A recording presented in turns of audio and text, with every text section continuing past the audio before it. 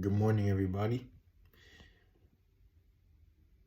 I just want to share my first poem, I suppose, that I've written so far after rebranding Righteous Rhymes to The Passionate Poet.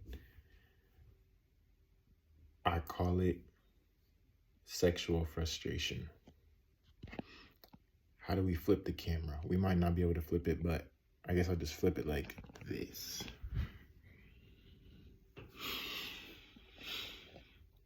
I'm sexually frustrated when my woman wishes not for a physical form of communication. I am sexually conflicted. I would not dare coerce her into a love affair with me. I am sexually wounded. It would not be as pleasurable or sweet if she were not just as voluntarily invested in our dance. I am a man with feelings. At least I know my Master Jesus understands. I long for a viable outlet to extinguish this sexual discrepancy. I could run some miles or take my bike on a sojourn for an hour or two. Fortunately, I surrender myself enough to God's principles that I wish not to exact any frustration on my dearest.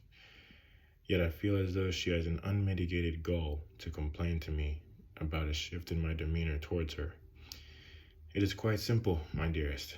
We shall go to the depths, or we shall not even come near the shoreline where the water breaks against the coast. There is no halfway or lukewarm where my passion for you is concerned.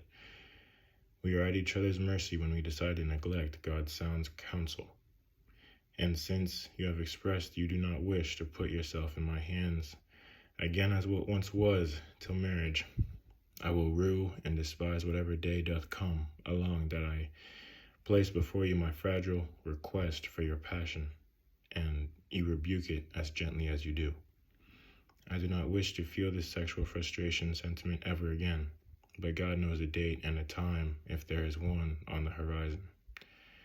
And hopefully then I will be more ready to surrender my ego and my pride as a man to God, and express my love for you, my dearest, with no degree of restraint, with no sense of removal, with no sexual frustration.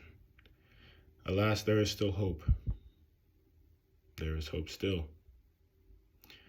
For when I call back to my memory all the beauty and gladness and peace you have brought me thus far in our lifetime together, I am encouraged and I find myself solaced by this one realization. If you were to never give me another hug, another kiss, another cuddle, I could still only be nothing but truly grateful for all the mountains you have already moved in my life, for all the barriers you have broken down to me experiencing the fullness of joy in this life, for what pure affections you have warmed my heart and soul with already still. I was sexually frustrated, and now I am found.